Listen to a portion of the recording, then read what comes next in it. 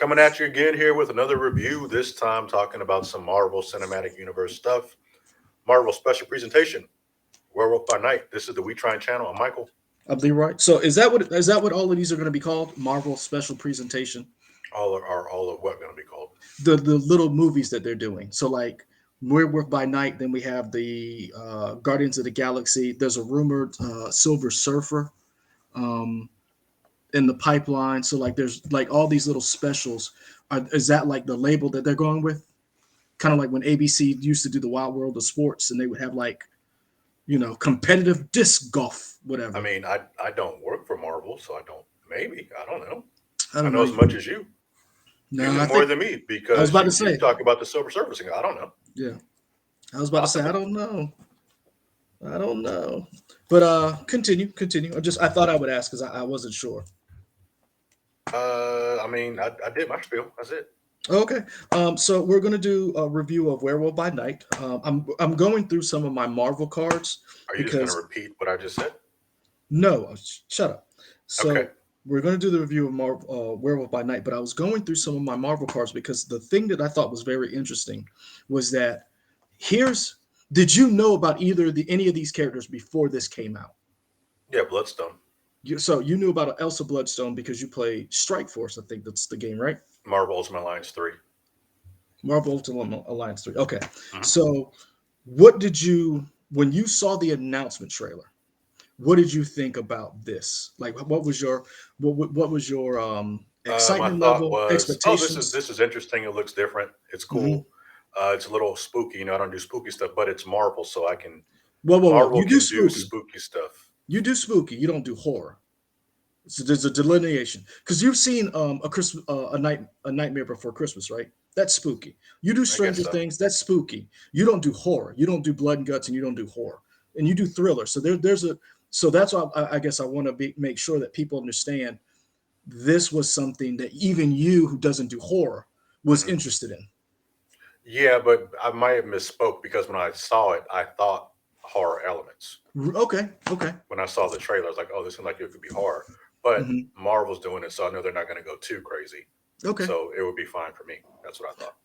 Did okay. I think the fact that I was in black and white probably helped to maybe be more intense with some of the violence scenes, probably because Mhm. you don't see like the splash of red and blood. It's in black and white. But yeah,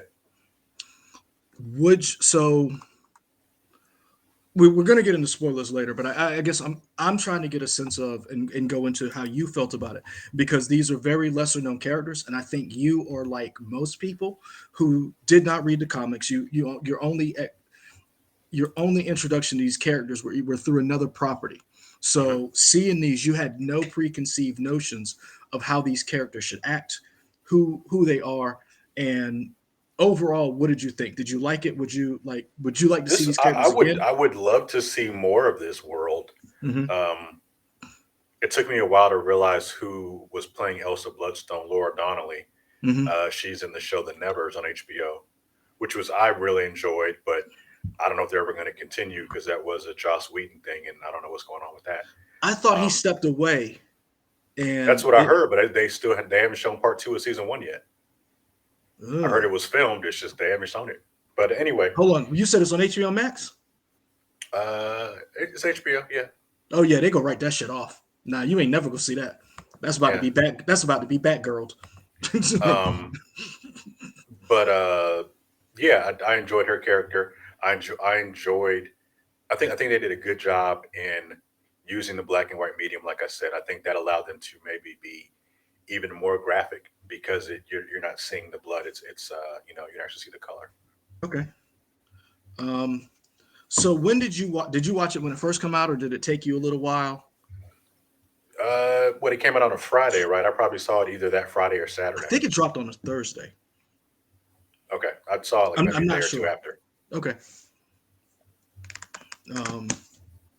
Damn, I can't find what I was looking for. But um, I really enjoyed it. I will admit that when I saw the trailer, and they were going for like the Bella Lugosi type horror elements. It looked like to me. Hmm. Um, I it, the I wasn't sure. I honestly I wasn't sure. Like when it was just first announced, they were like Werewolf by Night, and I was like, that's who you're going with? Like out of so Marvel is kind of broken up into there's Marvel in comics, and then there's like pockets. So you have like your X-Men pocket, then you have your supernatural, that's like your Ghost Rider, your Blade, your Werewolf by Night, your Bloodstone, and then you have your street level, like what we saw on Netflix. And Hmm. then you have your cosmic, and then you have your and then there's like then Fantastic Four has its own little, so there's like all these little pocket groups or dimensions, so to speak. No, I don't want to say dimensions, but like pocket little clusters. And I always thought it was interesting that Werewolf by Night was the first one they were going to premiere when Blade was the more recognizable character.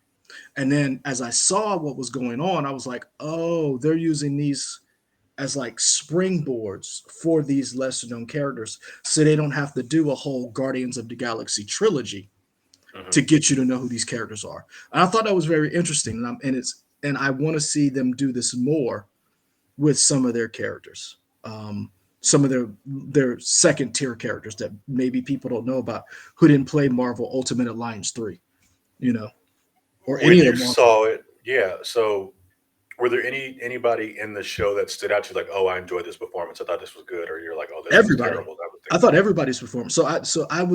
I was skeptical of Laura Donnelly playing Elsa Bloodstone only because the character that we saw on the trailer, Elsa Bloodstone, is a badass. hmm Elsa Bloodstone. Think of Elsa Bloodstone like put it like this. Do you remember Alias? Um Sydney Bristow. no no no. Oh, it wasn't called Alias, was it? Um the woman who slept with Nick Cage, Luke Cage. I'm trying to remember her name right now. Jessica Jones. Yes, thank you. Jessica Jones' show. So the character Jessica Jones, you see how badass she is, right? Take Hmm. no prisoners, doesn't give a fuck. I had to make sure we passed the 30-second mark. Um, she looks up to Elsa Bloodstone. So when I saw the trailer and I saw Elsa Bloodstone screaming, cowering, I kind of was like, that's not the character I know. Hmm. And I was like, they dumb it down another female character. I wasn't sure what they were going to do, but as I watched who she was, I was like, oh, they pegged her dead center. And Hmm. two, I know we get into these little things, especially nerds. And I've been guilty of it. You've been guilty of it. We all have. The interpretation that you're used to in the book, the actual characterization, if this character has red hair, or this character is this short or this tall, you want to see that accurate portrayed on screen. And Elsa has always has a ponytail, red hair, these she's like stylish but wearing boots, and she's like, don't get monster blood on my shoes, kind of stuff like that. So I didn't see that in the trailer, so I was a little worried because that was the character I was most excited to see. Hmm. um no knocking Werewolf by Night, but I don't own any Werewolf by Night comics. I don't. I own a ton of stuff with Elsa Bloodstone in. I bought comics just because she was in it. Um, How long so has yeah, Elsa Bloodstone been around? she's been around for a while, but it wasn't until I'm trying to remember who was, to me, the best interpretation of her character. The modern interpretation was Warren Ellis with Next Wave, and then she became a little bit. She was used a little bit more because what happened with Warren Ellis was when he created Next Wave, he took a bunch of like no name second tier characters that nobody really cared about, and then like put them through the ringer. And Elsa Bloodstone was one of those characters. And after that, in my opinion, I could be wrong. I don't, I'm no expert, but it seemed to be once Warren Ellis used her, more people took a shine to her. And then as Marvel expanded their supernatural, they brought her more to the forefront. Okay. Okay. Um, I I kind of want to piggyback on what you said in terms of using these second tier characters as a way to introduce them. I Hmm. think that's kind of almost what these shows have been. All the characters who may or may not get their own movies have kind of had a chance in these TV shows and the specials to kind of get Hmm. a fleshed out story. So almost that they can be picked and plopped in Yeah. the movies, and they're already kind of set up. You don't have to worry about using that time movie wise. Yeah. Um, you said that you want to see other characters get this treatment. Is there anybody in particular you're like, oh yeah, this person needs to get this type of Marvel special presentation treatment? So I was kind of hoping. I'm gonna be honest with you. I was kind of hoping when we watched uh, some of the Winter Falcon. If you're new to the channel, thank you for watching. Like, comment, and subscribe. Also, Winter Falcon is the Falcon and Winter Soldier, which I have combined into one title, Winter Falcon. So if you're new, get used to that phrase. I'm gonna say it a lot. Winter Falcon, I really wanted to see some new characters from that Captain America run introduced, like Nomad. I wanted to see. So Falcon has a sidekick when he became Captain America. So when Sam Wilson became Falcon, another kid, I want to say his name is Javier. Oh, what was his name? But anyway, he got a sidekick, and you saw him. He was a guy who like got the wings. He was kind Hmm. of running around Sam, so he becomes Falcon for Sam. I wanted to see him. You got to see the Dora Milaje in there. Hmm. I wanted to see more of them calling him the White Tiger, and there's some other low second tier. I want to get this straight. We may see them in Wakanda Forever. They're called the Hazut. You know, English is not my first language either. Um, uh, nope. Hold on. Marvel Legends World. Uh, Hold on. I'm trying to pull up. I want to get, and then I want to share the screen with you. These guys, they're like Wakanda's Secret Service. They're like they look like Black Panther, but they're dressed all in white. And I wanted to see them. And one of the guys' name is Akil, and You haven't basically shared it think with of us like yet. I hadn't found the page yet. Okay. Yeah, it's.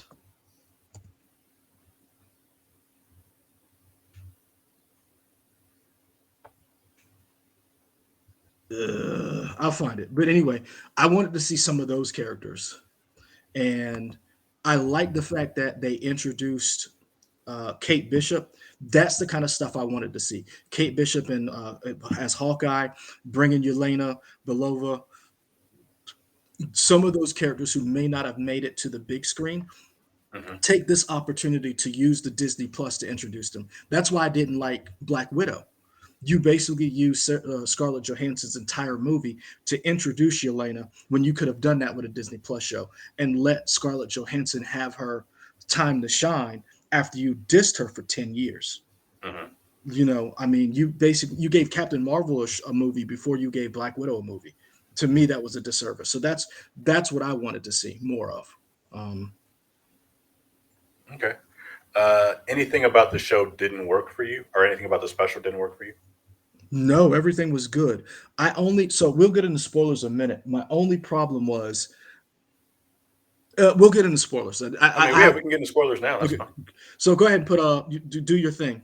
Oh, yeah. It's been a Yep. minute since we've done a review. Yeah, man. Um, then a bunch of reactions. Okay. Orange means we're in spoiler territory. Go ahead. Yep. So I wanted some of them to die, but I wanted them to be enough of them so that they could live, so we could see some of these people show up later. Does that make sense? Like, you get a couple of you get a couple of no name people. So like, so you had uh But the people Leon. that they, yeah, were these people from comics? See, so that's what I was trying to look up. I don't know because so one of the guys that supposedly was showed up was Leon of Azrael. I thought was a character that I thought I knew, but I'll be honest with you, when I looked it up, I don't remember this character. And so some of these people, so then there's like Dracula's son, Saracen, and the reason why I was looking in here is because in here it is.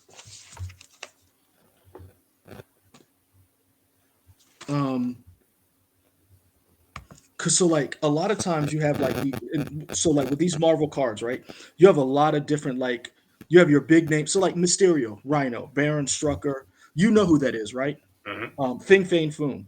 But then you have a character like Saracen, and so these are the 91 Marvel cards, right? So Saracen is anywhere there's explosive foreign intrigue. Saracen, the greatest of all international terrorists, is probably somewhere close to the action. He's possibly the Punisher's greatest, most hated foe.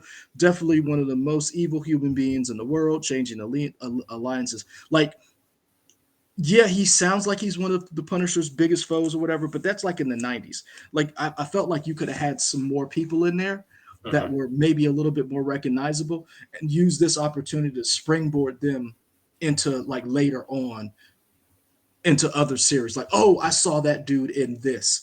And then you see him in, Sam Wilson's Captain America movie and Hmm. like stuff like that. That's what I kind of wanted to see. And maybe that's just the nerd in me, but I wanted to see more of that.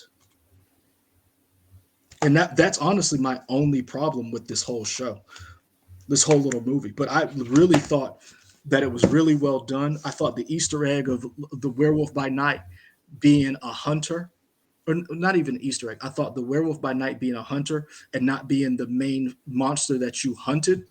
Hmm. I thought that was a nice trick. And then bringing in Man Thing, I thought that was awesome.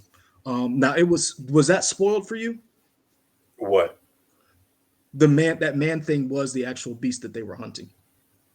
Well, again, I don't know the comics that well, so I don't know Man Thing. No, so what I'm saying is, so like when it came out that night, right? I didn't Hmm. watch it that night. I watched it like maybe 2 days afterwards. Man Thing being the beast that they hunt was spoiled for me. Oh, okay.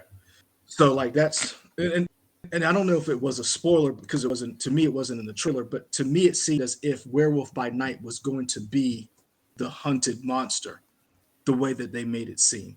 So, but Okay. again, I could be Okay. wrong.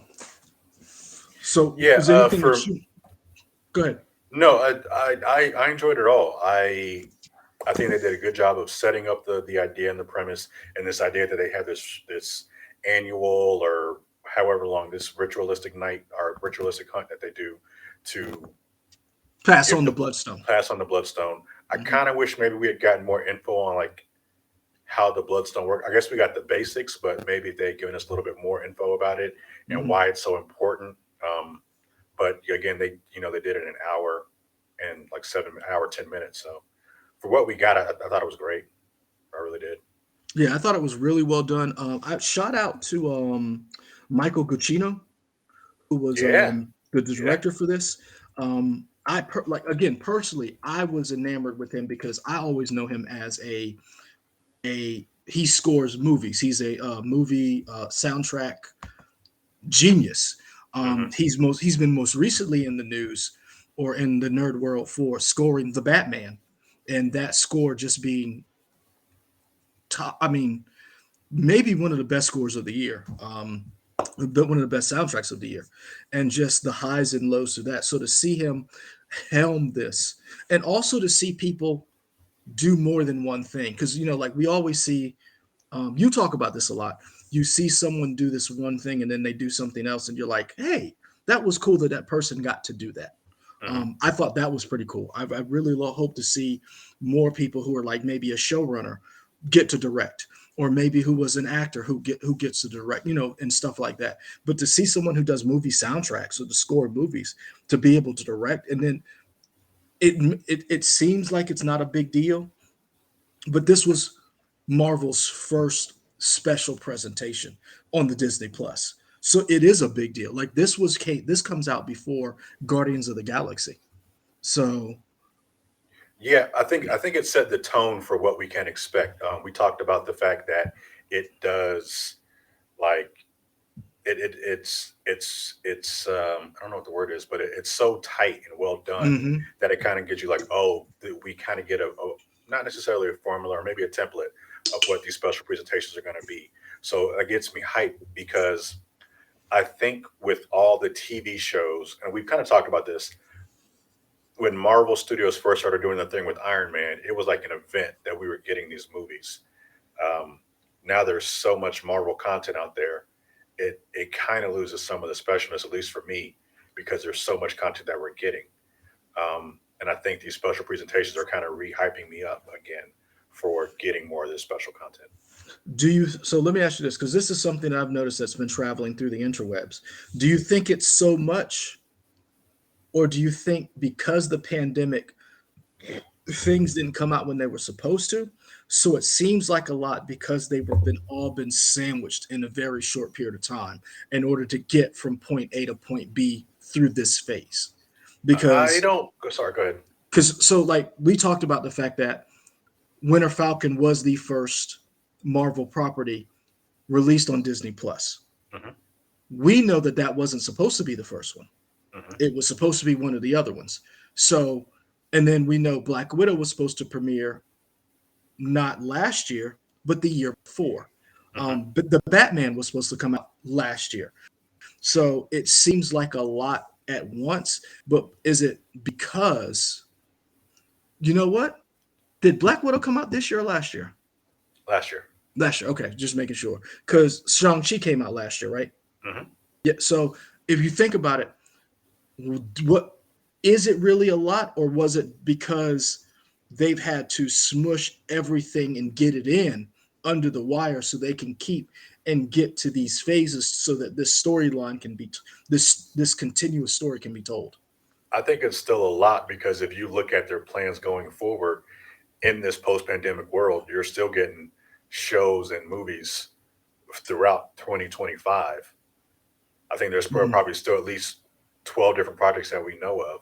So that's Mm-hmm. probably one every 2 months almost, or we'll Yeah. say one every 3 months. So I feel like you're still getting a lot. And I think I just have to readjust to that. That's fine. It's just kind of, it is definitely different going when we were, you know, full on pandemic of getting all these things every few months. Um, I think the idea of them adding the TV shows on top of the movies is just a different schedule I have to get used to. Mm-hmm. But I'm cool with that. It's just something to readjust my thinking on. So you say you didn't know, like personally for me, I really loved. I thought Garcia. Hold on, I want to make sure I get his name right.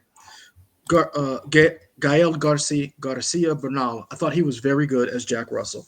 I Hmm. thought he brought a lot of humor to the character and like a very. I felt like he was a regular dude. Yeah, Like like I felt like when you watch some of these Marvel properties, like these guys are like putting on, like they have to act. And I know that's stupid to say, but like Robert Downey Jr. was on as Tony Stark.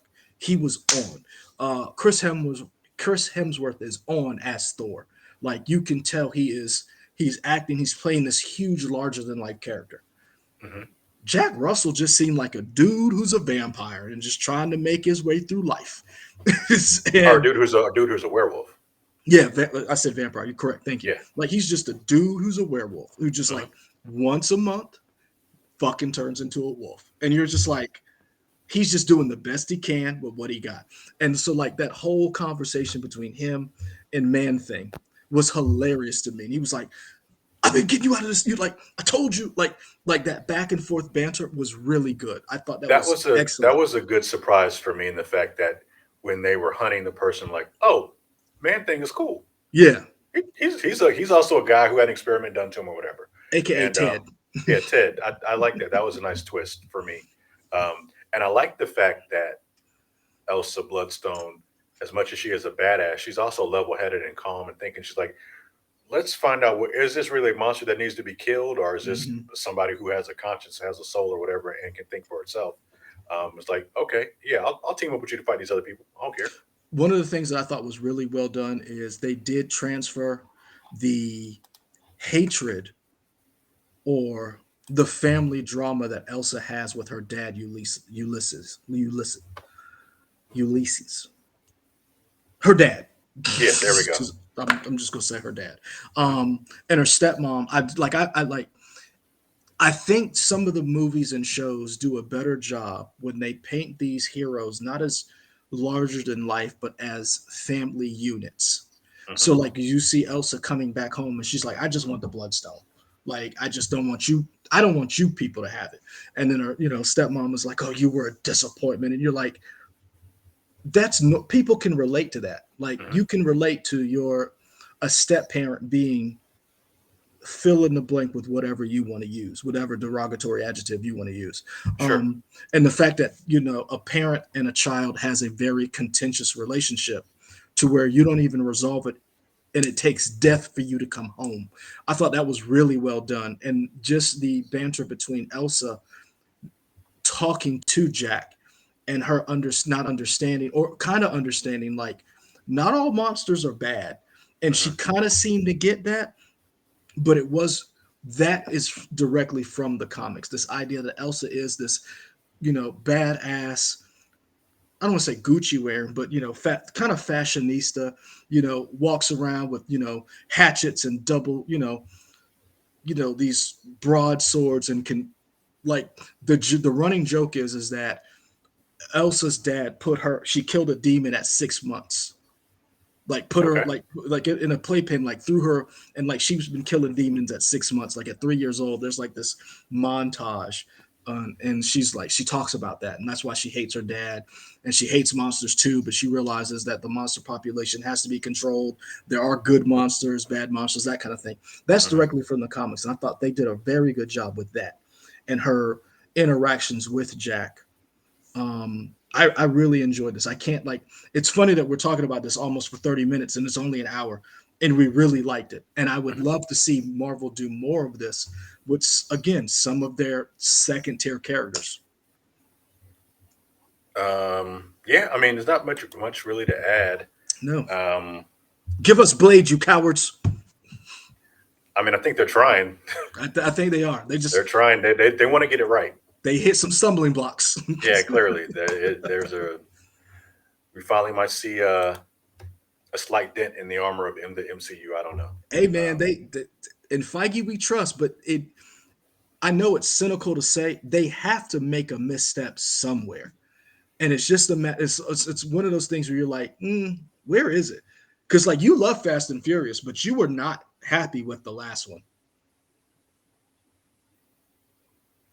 where Dom turned into a superhero.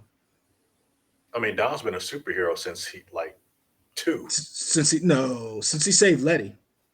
I mean, yeah, maybe, but I mean, Yeah, Dom's been getting more and more superhero-ish. you really like when we did our review on that other channel we're not gonna talk about. Um, you were not high on this movie. You felt it was missing something. The heart.